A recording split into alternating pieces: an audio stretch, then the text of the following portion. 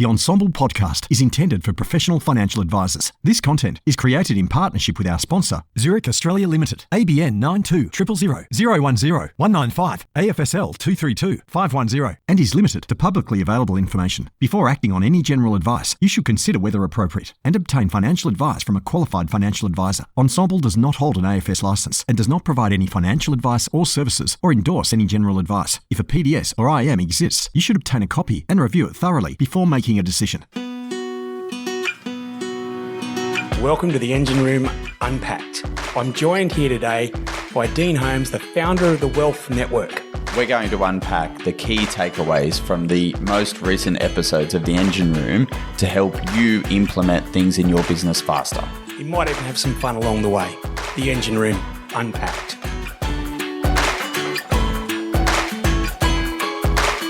Zurich is proud to be supporting this episode. The Zurich and OnePath Advisor portal is more efficient than ever before, giving you access to 2 leading brands with 3 highly sought-after products, underpinned by 2 powerful underwriting engines, all with 1 simple sign-on, making it easier for you to do business and perform at your best. So, what is unpacking the Engine Room all about? Today, we're going to go through the first 5 episodes of the Engine Room podcast, and we're going to pull out those nuggets of gold that are definitely in there and make it really easy to provide you, the listener, with some great value.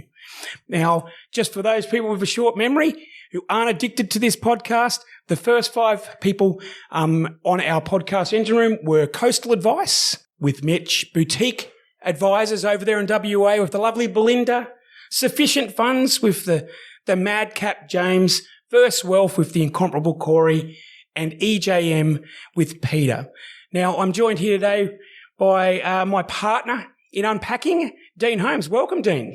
Thanks, Andrew. It's great to be here. Really excited to continue this discussion around the business of financial advice. I think we're both passionate in being former financial advisors, both of us, passionate in the business around delivering great financial advice to clients. And unpacking these 5 today is a great way to take all of the learnings that have come through these podcasts and to try to turn them into some actions that the listeners can take to roll into their businesses. So we've got 5 themes, Andrew. Do you want to talk us through the themes? Yeah, so we thought we'd make it pretty easy, and we've got, just by pulling out and asking questions, the big themes are, what is the vision of the practice manager in each of the businesses? The values, which leads into the biggie, the people, what processes are in each of the practices, and then what the ownership is and how that relates. So vision, values, people, process, and ownership.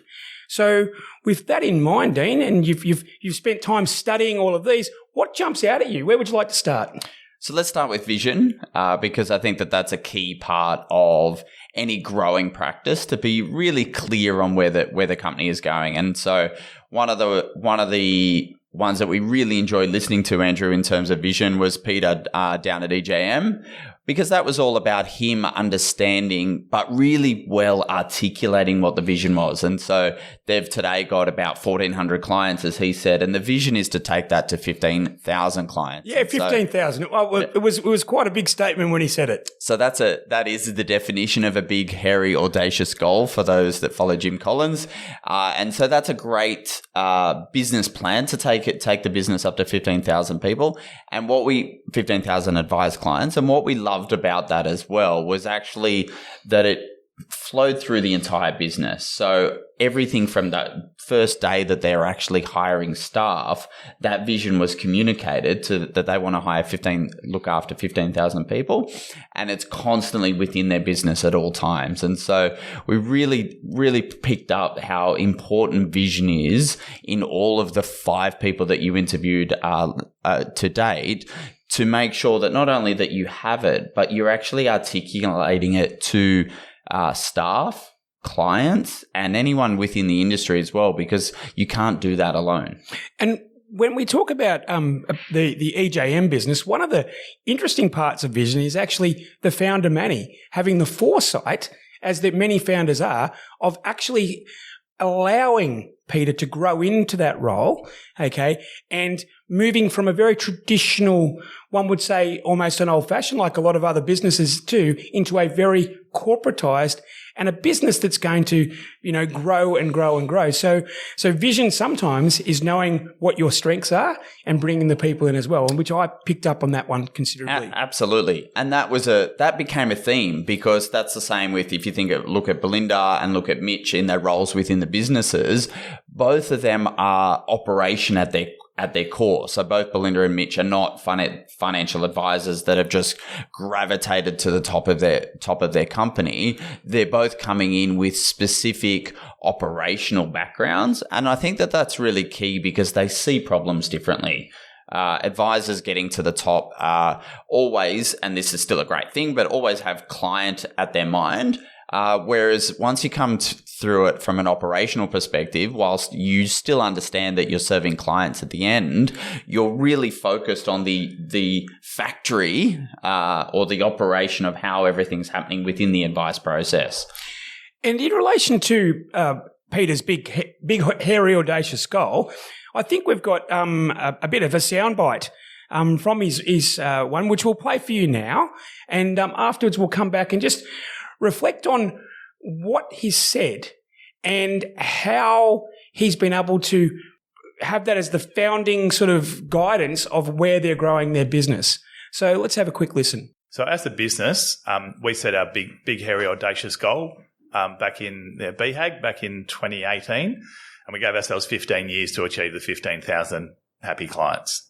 We talk about that in the first interview, and people know that we're a business that's focused around growth.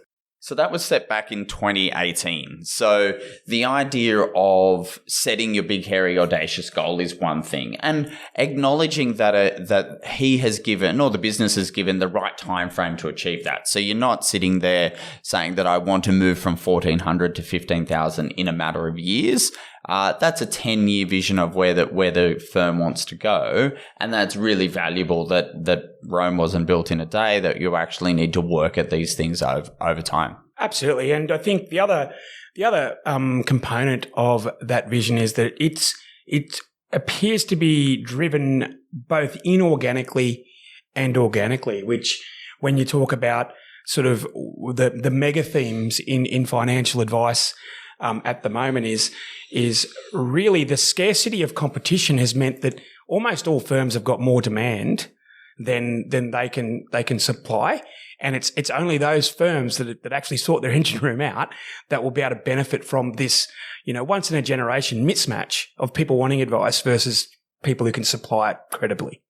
Absolutely. So that's a key part of the theme of everything that we're going through today, is that the job of actually making sure that we're building the business that delivers financial advice is key. So articulating the vision for the clients is one element of that, or for your staff as well. The second element, the second theme that we're talking through, Andrew, is values. And they do go hand in hand in terms of building an appropriate practice. Is that not only have you set the vision for the company and where you're going, but making sure you're getting the right people on the bus. As you know, I've read Jim Collins a couple of times now. So being clear in the company values, I think, is the second important thing. And lots of the first five actually can talk to their values, and they actually talk to their values at the start of the process. So even if you go all the way to Corey's built a PowerPoint presentation. I know. He sent it to me a few days earlier, which I needed all those days to go through it. It was very strong. Yeah, absolutely. So that's it's an amazing thing for an SME, first and foremost. So it's not Commonwealth Bank in terms of the size and scale that Corey has. So an SME that's taking the time to actually document what the company values are and turn that into a hiring process at the outset. So we think that the second valuable theme across all these practices was actually being clear on their values, being able to articulate the values first and foremost, but then also live and breathe the values. I know Peter, as the example, he lives in Melbourne, so he's a bit of a fan of the MCG, and so they have the Brownlows theme in terms of their values. And I thought that was really interesting, because they reward their staff based on living the values more than anything else, more than generating revenue and things like that. It's key to focus on company values. And I think all of the 5 businesses, well, my first observation is that they're all significant headcounts, and they've grown significantly. And I have a feeling that over the last, in particular, 5 years, these people got to work on their client value proposition from the get-go. And once they ironed that out, they realised that it doesn't do much unless you've got your people value proposition. And by linking those two together and figuring out what's the best client to work with the best people, then the art is how do you find these people? So what jumped out at you as far as sort of the finding of talent, because and what inspired you upon listening? Well, the first thing that in the people context for me was actually the science of personality profiling, to put it into a category. So Corey... They were all doing something along those lines, correct? Absolutely. So Corey shared an experience in terms of his use of Peoplelogica. So there's about another 3 important steps, and it takes about 5 hours. So we book it, like we'll book the day out with the majority of the day. So what we'll do is we'll get them to do high performance benchmarking. So hiring is both an art and a science. The cultural stuff is more the art. The science is more around trying to identify, does the person have the capabilities to do this role incredibly well? And so Corey's use of Peoplelogica was the same as James, and it's actually something that we've used in our practices for almost the last 12 years. And so the science and my personal evidence is every time I overruled the personality profiling, I got burnt. Oh, beautiful. Okay, go science. Yes, exactly right. So the shout out in terms of using Peoplelogica as an example, we've known Mark Bebrick for that 12 years. The science is really strong that this is a leading indicator of choosing the right people. And so we can't use our guts anymore. We probably should have never used our guts. But the science for these type of tools is really important. So James and Corey both use Peoplelogica. I know Mitch does a disc profiling. And so the combination of those things, make sure you're getting the right people in your business. And even when you go down to using remote staff, which we'll get to in a little bit in terms of teams, there's a theme of having remote teams in the Philippines as well. There's no reason why you can't test them in a similar way. People are people. Correct. And I think that another journey that almost everyone went on is, and we're all guilty of it, we've been employers for many years, you and I, Dean, is that initially you would go with your gut. I think that things, whether it was DISC or Clifton's or HPDI or Peoplelogica, you would just have that as I've ticked that box, but I'm omnipotent. I know what I'm doing, and you don't. Okay. And, the interesting thing is that some of the big changes that these people have identified is when they went to hiring slow. Okay, we get excited because we're quite optimistic, excitable industry about a piece of, someone who's talented coming on, but it's the companies that's really, really slowed down their process and hired slow. And I think we may even have, what Corey referenced is probably the slowest hiring, but the most deliberate hiring. And when you're against a backdrop of almost no unemployment in this country, you just can't afford to make a talent mistake because it takes a long time to bring someone on. And if they're a bad egg, not a bad egg, but if they're just not compatible and you haven't done the work or used the profile, then it's on you. And there were some really unique methods of interviewing. What jumped out at you? The two, both Corey and Peter, both had the last say with their team. So the last part of the interview ended up being, with Peter as the example and Corey, is that 2 or 3 of the team within Verse and EJM actually interviewed the new potential candidate. And the question is, quite frankly, could you see yourself working with that person for the next 10 or 15 years? And if that answer was no, then it's a no. And so I thought that was really powerful, just in terms of a small business hiring people. Are you going to add in small business, when you add one person, it's significant compared to if you've got 6,000 employees, you can make mistakes. But if you think about a business with 20 and you're adding 2 people, that's 10% of your workforce. You have to get it right, and you have to have that culture and team alignment. So the guys that were doing that as part of their process, I thought that was really amazing. Corey gets a shout out because he has a 6-hour interview process. So if you actually make it through that, you can work for the whole day. But everyone had a theme in terms of how they brought people within the business. And also a bit of honesty around the mistakes they made previously, as far as rushing into decisions and whatnot. When you reference that of the first 5, Mitch in Coastal and Belinda in Boutique had come through the operational or more the pure play practice management style, even though practice management didn't exist when both of these people entered the industry, it's now becoming more of a designation, which we're hoping at the Engine Room, we're helping promote. It was clear that they were serious about process, and I feel that the rigors around process that they led with has enabled them to gain the confidence and faith of their respective founders and CEOs. Okay, so and I think that it's only once the founder sees that, I've got this or you've got this, that they feel confident in being able to start taking recommendations. So what jumped out at you in relation to both of those practices, in relation to the process that they're doing? And as an aside, they're both growing tremendously.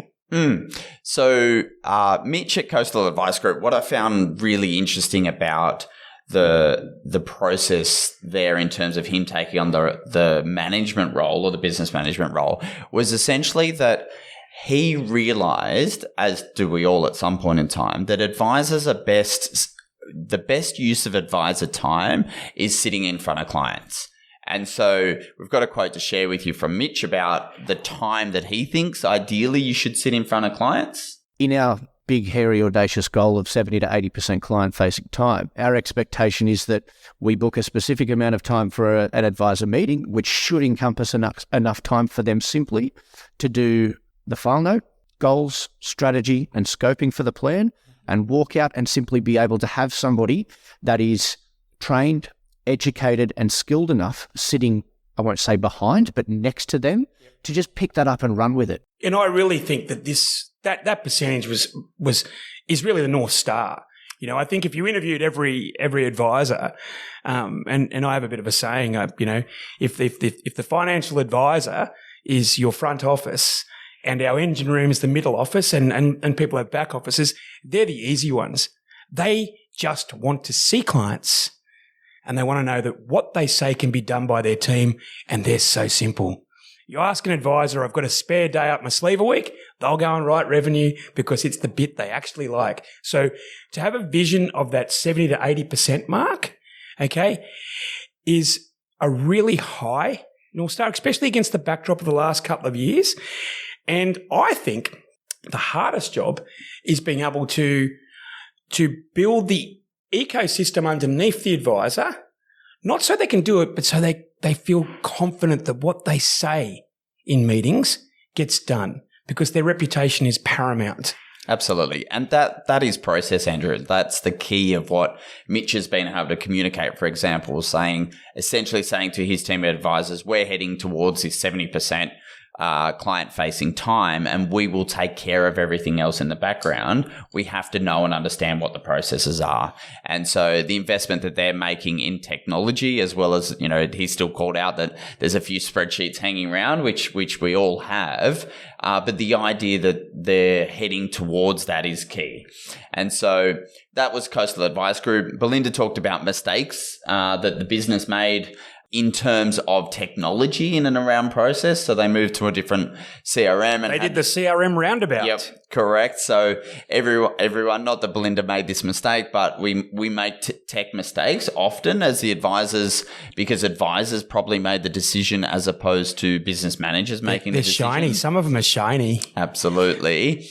And so Belinda moved the business back to Xplan, and that would have been difficult change management to move from one system back to another system, essentially. But the reason and rationale from my perspective and listening to her is that the business couldn't run on that other software, that it needed X plan, as the calling out what it was, but it needed that more robust software to actually get things done. And that decision couldn't have been made by an advisor. Agreed. And also, advisors don't like to admit they're wrong, and that's because, we're previous advisors. So we're coming through that. We're working through it, therapy. Day by day. One of the other things when we're talking about people, just to go back to the theme of people, is we had a once-in-a-generation occurrence. The last couple of years, we had this thing called COVID.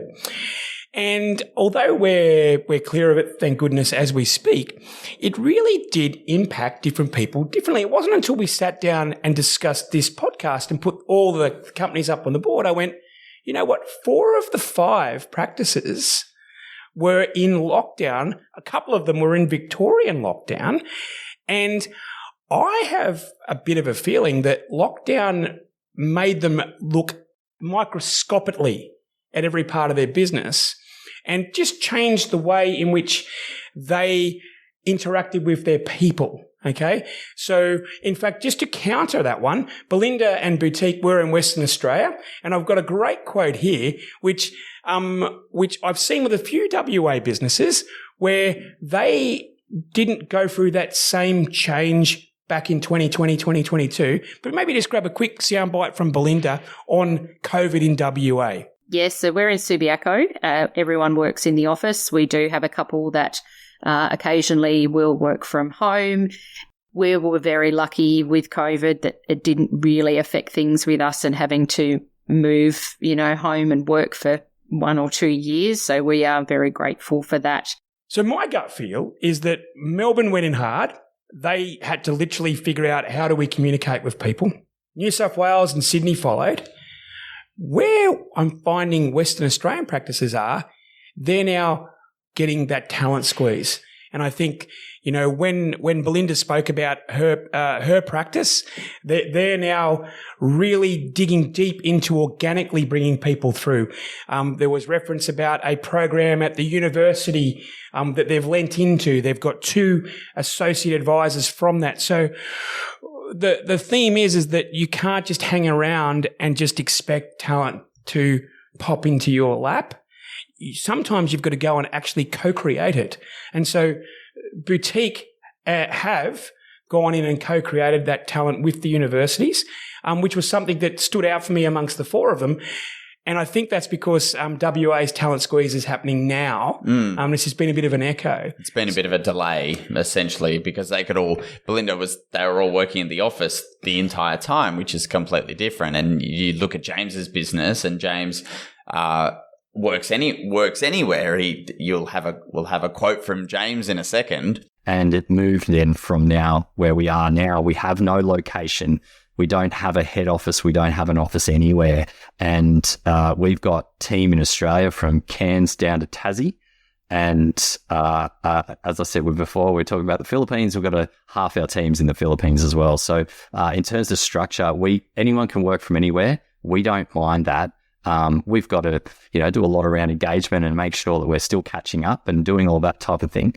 But yeah, really, really works well. And that's amazing, James, that there's a complete business that is remote anywhere, that it doesn't matter actually where any of the staff is located. And I love that for the 2 reasons. A, you can get talent from anywhere in Australia as a result of having that attitude, which is interesting. Because so Belinda could be grabbing a Sydney advisor if they had this ability to work anywhere, for example. But the other thing about James and a few of the other practices is that they're by working anywhere, when you had this concept that you brought what I call remote staff. So typically there's a theme that the Filipino staff is part of most of these practices as well, which we'll get onto. But the idea of that it doesn't matter where your people are located in Australia. You need to expand that slightly broader and say, well, actually, it doesn't matter where your people are located in the world now.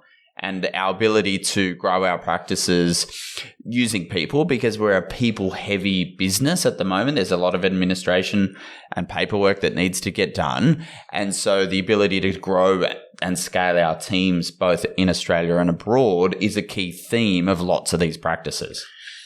And I think that when you talk about the scaling, I think gone are the days where people just take a punt, spend some money. If you look at the cost sort of structure and the EBITDA that's being demanded, and there has been, there's no doubt about it. Small practices may still be the last vestige of recurring income, but the reality is everyone now is being valued on the profit that they derive today and the probability of that profit continuing in the future, or EBITDA, to be quite specific. And the best and brightest are looking at around about that 30 to 35% EBITDA. And you've got two levers on how to do that, or three. Let's say three levers. One is your pricing. Okay. So it's already well documented that the price for financial advice has gone up 40% in the last 2 years. That's well documented to the general public. So that's one element. The other element is your cost structure. So how do you manage your cost structure? And some of that, to be honest, also leads to the way in which you're licensed. And the first five, not one single common license. We've had people in there in two of the larger licenses. So we've got a practice from RI being Coastal, practice from AMP being EJM, and then we've got three self-licensed businesses. Yep. So it doesn't seem to be... the old adage of if you're in a licensee and you're in a big one, you make more money, or if you're self-licensed, you make more money, is actually redundant. It's got to do with what you do with it. Absolutely. I think licensing is almost somewhat like a fixed cost. Like the cost to run your own AFSL is fixed. I would argue that most advisors that are trying to run their own AFSL aren't valuing their time in the savings that they think that they're going to get by becoming self-licensed. But the cash out the door is fixed. And I'm sure as you get bigger and bigger in terms of licensee world as well, the fees that you pay start to become fixed. But definitely as a percentage, it's much smaller than your people costs.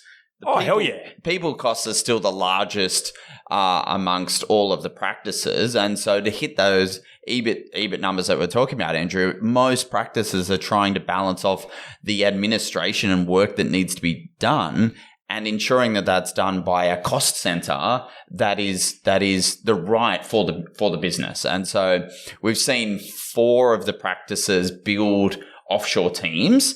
And so the theme around that I communicate to people that I talk to, and it was really evident through this process, is they never use the word outsourcing. Outsourcing is not what these businesses have done by any means. They have people, humans, that work for them in another country. Part of the team. And so being part of the team is really key in terms of what we spoke about earlier about vision and values, making sure that your Cebu-based team, as these are, making sure that they're actually aware of where this business is going, and they vote for the values and all the employee of the month and things like that as well through the process. And then we go over and visit them. So Corey went to a wedding of one of the staff members. I'm not sure if that made the podcast, but I do know, Corey, that you went over, and that's amazing. I know James has gone and Peter's gone to visit the team, and the ability to not only have that support network located in Cebu, but then treating them like humans that you can go over there. It works very well. Yeah, absolutely. And look, the other common theme, and look, a shout out to the providers of those teams. The common theme is that the companies that they're working with value data security, they value process, and they're aligned. So they're not cutting any corners. And I think collectively, I think they've, one of them's using 5Elk, one of them's using VA Platinum, one of them using virtual business partners that I'm associated with. But the common theme is that they get it. Right? Okay. So it's not picking out which one's going to be the better service provider. It's how you include them in your people strategy and how you include them in your team and communicate, which is absolutely that there. And that's allowed these businesses the the time to think. I'm not saying that it's made them money from the get-go. I'm just saying that it just gives the people in the businesses in Australia time to breathe, and from that, they can innovate.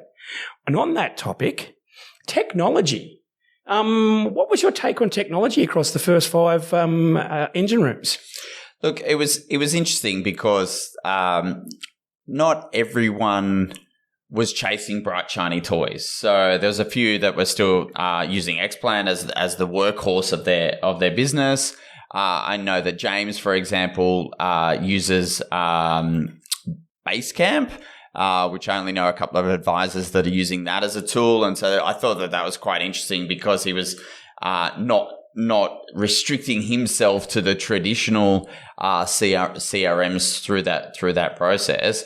And Mitch was using a couple of spreadsheets. So there's a variety of tools, and I know Mitch was he won't be happy with that. I know he's looking to automate the process there as well, as we all are. But yeah, there's nothing consistent around tech except to avoid the bright, shiny toys. So Peter was avoiding it, and Belinda definitely went back to the core. Yeah, and I think, look, if there's anything to take out as a learnings, and if any of the tech providers are there's a market for getting it right. Okay. And so what the advice practices and their RMs and their licensees are doing at the moment is just playing safe. But I think that hopefully over the next year or so, with potential sort of tailwind in regulation or deregulation in some respects, that we'll be able to see better engagement of tech and yes, less duplication. You know, the inefficiencies around some of the duplication between the tech platforms, must really get on people's nerves. I had a thought as well. None of these businesses are getting smaller. And although I think Peter and Mitch from EJM and Coastal laid out quite a successful and albeit aggressive sort of inorganic or merger and acquisition strategy, all of them came back to the theme of growth. And I was wondering what your take is on this thing that we almost went to sleep for 10 years called marketing in financial planning. So who do you think does it well, and what learnings did we take out of the first 5 episodes? So I think with marketing, firstly, that marketing, there's a lot of clients out there, and we know that there's a lot of clients that need financial advice. And so there's the demand. So what the marketing has shown us across these businesses is that they're actually now clear in who their ideal clients are. So it's less about, putting an advertising on a building, for example. It's more about actually communicating to the potential audience what the ideal clients are. So Verse Wealth, as an example, has a marketing engine. Corey spoke about they use an agency to do a lot of the work in the background. And so he's created a marketing engine by virtue of ensuring that the pool of clients are aware, and then the target clients are aware of Verse Wealth. And I thought that was really powerful in terms of not only just you're not throwing money away in terms of Google ads, but you're being really clear on who your target market is, so you get a return on the investment. So that was doing really well. James is also doing well in the context that his marketing is in partnerships. And so I like the idea that, thinking about his partnerships, he actually gets some referrals from a couple of the other podcasts in relation to finance general advice podcasts. And so his marketing partnership is more around supporting that than advertising anyway. Same with Peter. I don't remember the gentleman in the business that's actually doing it. But EJM is now having a partnerships person. So there's someone within the business that is going to accountants and law firms to actually work on that higher level referrals. And the idea that advisors love to get referrals from accountants is absolutely true, but that takes a lot of work. And so if you think about, if we all head towards Mitch's number of 70 or 80% client-facing time, there's actually very little time to then go and talk to accountants to get leads. And so the marketing activities of EJM means that there should be sufficient leads coming into the practice. And the theme around that is that as businesses get bigger, there is a cascading amount of referral opportunities and client referrals that just start to happen. And so it's this scale that has happened for all of these business that clients bring new clients into the business as well. Absolutely. And when we talk about the scale opportunity and the people that you need to grow, because we are a people or a talent dependent business, we spent a bit of time on the different types of recruitment processes and whatnot. These days, though, what's keeping people? You know, we're at record low unemployment, and as an owner and a practice manager of these businesses, one of the key things you need to present to your CEO or your board or your ownership is the techniques and strategies you have to retain key talent. And out of the people there, what are the different kinds of things, or even ownership? So ownership of whether it's the firm or ownership of that division or something like that. What are you seeing, Dean? Because, you know, I'm also then going to probably do a shout out to yourself, because the Wealth Network, that was the premise of how you've built businesses as well. So what are you seeing in these five? And maybe reflect on some of the anecdotes from your own personal journey. Absolutely. So what we're seeing in this regard is first and foremost the building of the bigger practices. And so when we focus ourselves on building bigger practices, we need to retain more and more staff and advisors within that practice. So the way I look at that, first and foremost, is that advisors owning part of the practice over time and having a pathway so that they can see that, not necessarily buying into the practices on day one, but actually being able to see that in years 3, 5, 7, and 10, I'm going to build my ownership within the practices. Reflecting on the Wealth Network's journey, essentially what happened for us was that we were at the other side of the coin, and we were observing that advisors weren't being offered equity within their practices. And so we were there as the Cinderella that picked up that opportunity that advisors, if they weren't being offered equity or weren't being offered a path to owning part of their practices, they were willing to leave and frankly start their businesses from scratch. And so if we don't have an ownership strategy within our practices on terms of how advisors can own part of the business over time, they will leave. And they will look to start their business from scratch or look to start something where there is a path towards co-owning the practice. I think that it's essential for the older advisors within the practice that do want to retire, that they need a plan to bring in younger advisors to do the work, but also to transition the equity from one generation to the next. There's not always going to be a corporate buyer to buy your shares. There hasn't been a lot of examples in the last 5 years of big corporates buying up lots of financial planning businesses. There's no last resort anymore.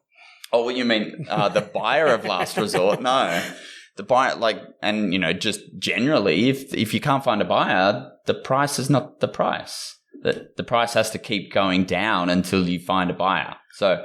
Well, and the great thing is, the juice is worth the squeeze on that, because if you do have a going concern that generates good cash flow and good profits, the valuation is far higher than what it would have been under an old model anyway. Absolutely. From the ownership perspective, there's many ways of ownerships, and some of these businesses are thinking about it. Some of these businesses have already implemented it. But I think specifically the practice manager or the general manager or the chief operating officer is a key part of the ownership structure for any aspiring founder who's looking to do a succession plan.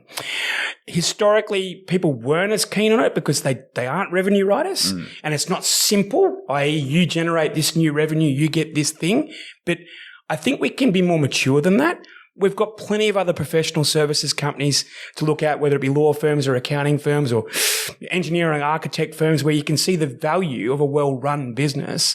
And I think that the takeouts are that every single one of these practices have been thinking about succession. I think, Belinda even said that they're planning on being around another 30 years. But that doesn't mean the same composition of ownership.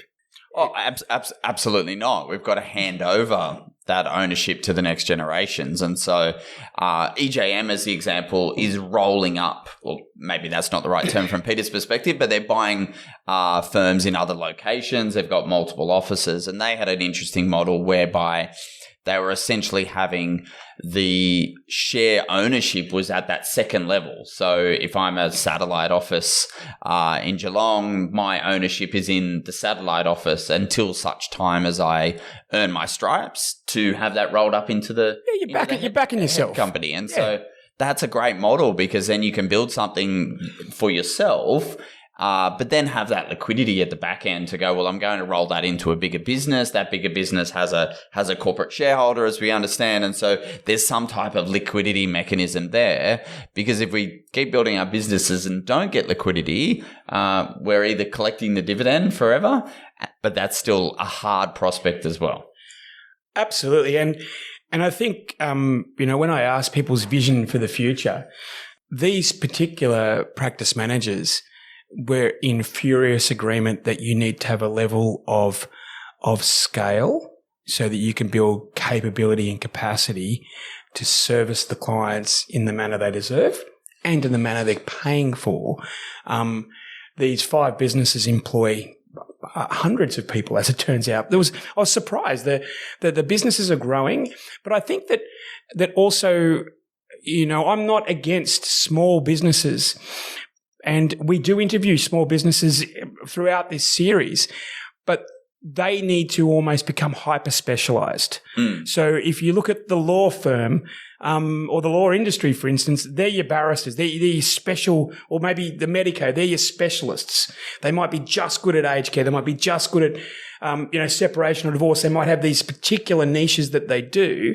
But I think being a generalist and being subscale, you're going to be found out by the clients. Yeah, it's difficult. I think that if you speak to a few of the older advisors, the question is starting to come up about retirement. So if you think about that, if your advisor is in their 60s and you know that you're helping the advisor that is in their 60s is helping those clients into retirement. And the question, frankly, is, well, when are you retiring? What's your retirement plan? And then what's the retirement plan for me as a client of yours? And so it's key to work out this succession. And if you're a solo one-man band has a challenge of what happens in a succession context. I did some research recently, and there's a couple of different AFSLs out there that will turn off all the client fees the moment you're incapacitated. And so not always dead, but TPD. And so the moment that happens, the value of your business just went to zero because all the fees got turned off. Just brought the mood down there. I know. We don't want that. So the other call out, and we're seeing larger businesses here, but businesses that merge, and EJM is an example, and so is Coastal, where they're actively looking to buy but also merge practices together. And that's really important, that just because you're not selling at that point in time, you're actually merging with someone bigger that's actually allowing you to do what you enjoy the most and not waste your time on things that you can't honestly say that you enjoy.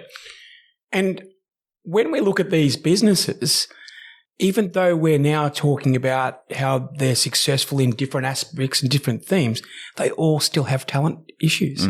They all still have an acute requirement for talent. And we're talking about the next generation, be they associate advisors, be they administration into customer service, into practice management.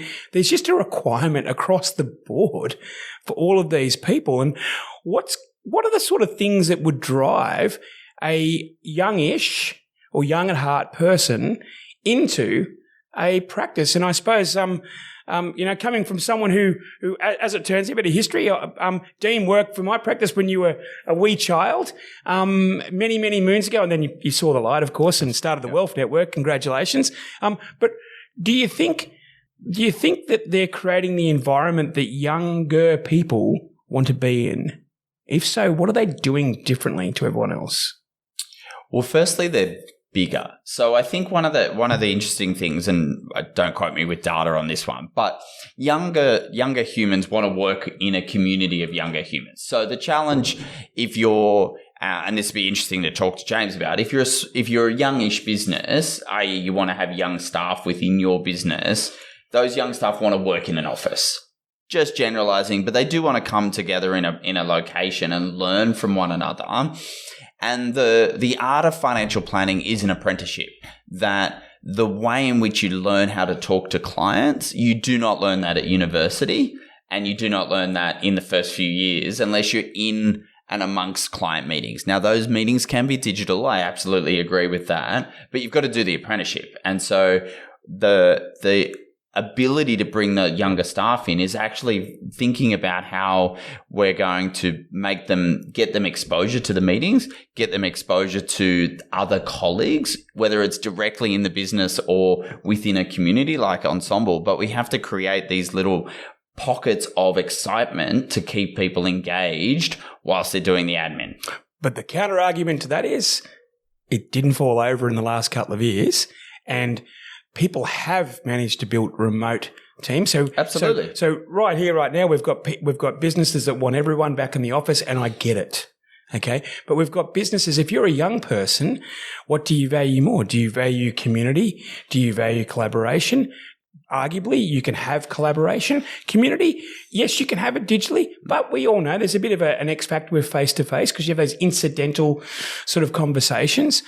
But the flexibility of a young person to maybe live and raise their family outside of the big cities of Sydney and Melbourne in particular, because they're dear as poison, is also quite alluring. So it's a tough gig. And I think that in 2023, the jury's still out. I reckon by the time we get to the end of 2024, we'll go, that's the thing that worked. Right now, we don't 100% know, and I can't tell. Coming from someone who's got people in the office right now, and I'm literally sitting here, we can high five. You can hear, yeah, that was physicality. Yeah, the sound guy laughed. Shout out to Kieran.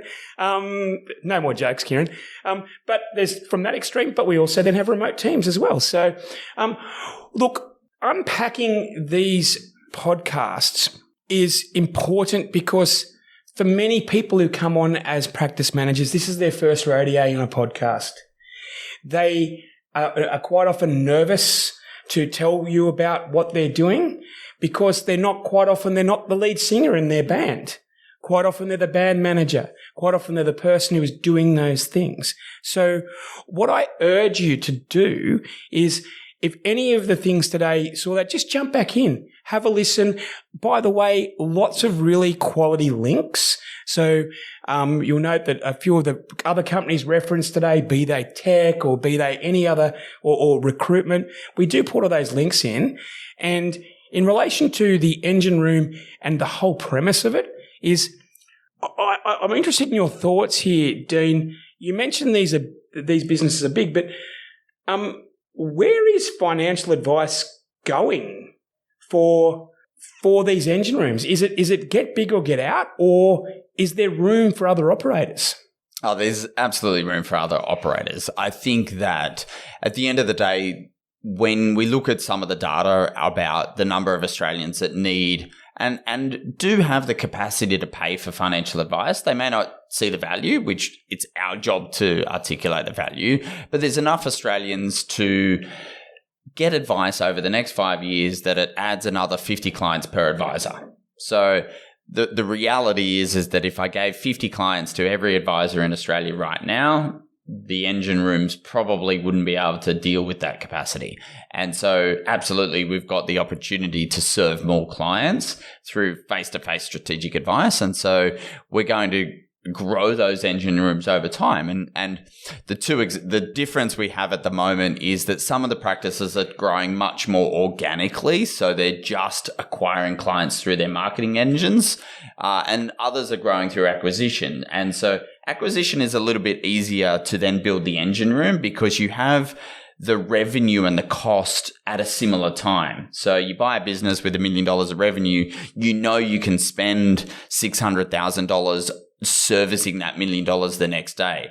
The challenge, like if we look at Corey and James, is they've got to sort of balance the two, that they're growing organically, which means there's a flow of clients coming in, but the recurring revenue hasn't arrived in the traditional sense. So they've actually got to... They've got the J-curve going on. Yeah, they've got to be careful with the cost base. How do we manage the cost base? And the reality is that the cost base is $150,000. You can't hire half an advisor. So you've got to take these steps to say, I'm going to hire an advisor, which means I go backwards a little bit in profitability to go forwards. And how long can you delay your gratification? That's the $1 million question, isn't it? Well, if you're yes, absolutely. But the reality is that all of them have clear visions, and those visions are bigger than themselves.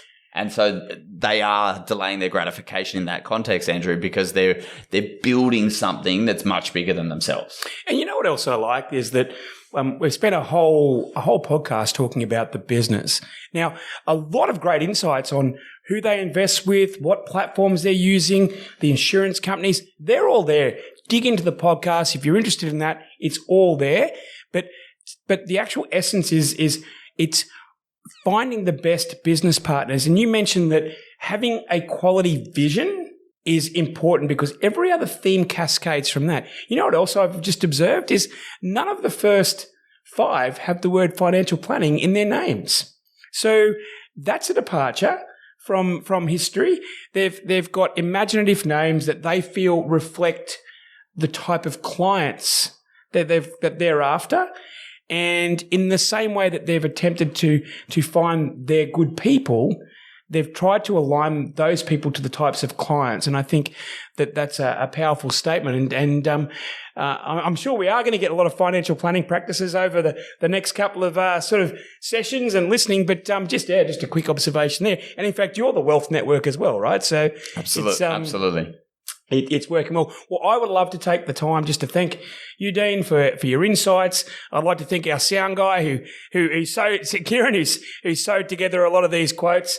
And look, we look forward to coming to you with some insights and some nuggets of gold so that you can pick and choose the assets and the resources you can do. And that just furthers Ensemble's unwavering, persistent desire to promote the positive evolution of financial advice. Thanks, Dean. Thanks, Andrew. Cheers.